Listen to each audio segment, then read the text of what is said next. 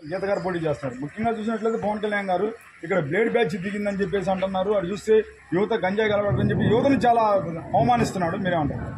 అవునండి, యువతని ఇప్పుడే కాదు మొదల నుంచి చంద్రబాబు నాయుడు గారు పవన్ కళ్యాణ్ గారు అవమానిస్తూనే వచ్చారు.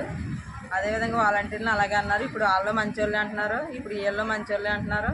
అంటే ఓట్లు కావాల్సినప్పుడు ఇలా మాట్లాడతారు, లేకపోతే తిడతారండి. ఇప్పుడు జగన్ గారు ఏం తక్కువ చేశారండి? ఎవరికైనా ఏమీ తక్కువ చేయలేదు. అంటే యువత మొత్తం వృద్ధులు కానీ పెన్షన్లు తీసుకునే వాళ్ళు, పథకాలు పొందేవాళ్ళు, లబ్ధి పొందేవాళ్ళు మొత్తం అందరూ జగన్ వారి వైపు ఉన్నారనేసి ఇటువంటి ఆరోపణలు మాట్లాడుతున్నారండి. అదైతే చాలా తప్పు. జగన్ గారు ఎవరిని ఎటువంటి మాట అనట్లేదు. చంద్రబాబు నాయుడు గారు, పవన్ కళ్యాణ్ గారు ఇలా మాట్లాడుతున్నారు. జగన్ గారి ప్రభుత్వం ముందు తెలుగుదేశం ప్రభుత్వం ఉందండి. అప్పుడు ప్రతి ఇంటికి బాబు వస్తే జాబ్ ఇస్తాను అని చెప్పి అందరినీ మోసం చేసి గెలిచాడండి అప్పుడు అతను. ఇప్పుడు నమ్మే పరిస్థితుల్లో ప్రజలైతే అసలు లేరండి అతన్ని. ఎందుకంటే ఇప్పుడు మీకు మహిళలకి ముఖ్యంగా చూసినట్టయితే అసలు ఫ్రీ బస్సు అంటున్నాడు, ఫ్రీ ఉచితంగా బస్సు ప్రయాణం అంటున్నాడు. 3 గ్యాస్ సిలిండర్లు ఇస్తాను, వంట వండుకోవడం అని చెప్తా ఉన్నాడుగా. ఇప్పుడు అతను గ్యాస్ సిలిండర్లు 3 ఇస్తాడనేసి మేము వండుకోవడం మానేస్తామండి.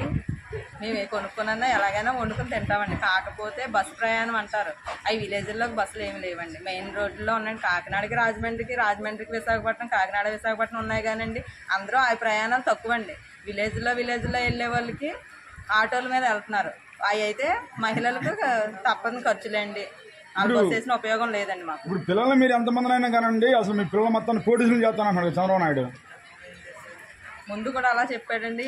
ఇప్పుడు హామీలు ఇవ్వడం గొప్పతనం కాదండి, అవి నెరవేర్చడం గొప్పతనం అండి. హామీలు ముందు ఇచ్చాడండి చంద్రబాబు నాయుడు గారు హయాంలో. చాలా హామీలు. డ్వాక్రా రుణమాఫీ అన్నారండి, అడ్డంగా మోసం చేస్తారండి. గ్రూపుకి 10,000 వేస్తారా? రుణమాఫీ అంటే 1,00,000 ఉంటే 1,00,000, 2,00,000 ఉంటే 2,00,000 రుణమాఫీ చెయ్యాలండి. ఆ పద్ధతి జగన్మోహన్ రెడ్డి గారు చెప్పారు, చేసి చూపించారండి. డ్వాక్రా మహిళలకు ప్లస్ ఫస్ట్ చేసింది ఎంత అప్పు ఉంటే అంతా కూడా 4 విడతల్లో వేస్తారండి జగన్ గారు. మరి ఇప్పుడు జగన్ గారు చూస్తే ఒక్కడు, అటు అన్ని పార్టీలు కలిసి వస్తున్నాయి కదా. జగన్ గారు ఒక్కళ్ళండి, ప్రజలందరూ జగన్ వారి వైపే ఉన్నారండి. ఆ భయం వాళ్ళకి వచ్చి 3 పార్టీలు కలవాల్సి వచ్చిందండి. కానీ జగన్ గారికి అయితే ఎటువంటి భయం లేదండి. ప్రజల మద్దతు అంతా జగన్ వారి వైపే ఉందండి.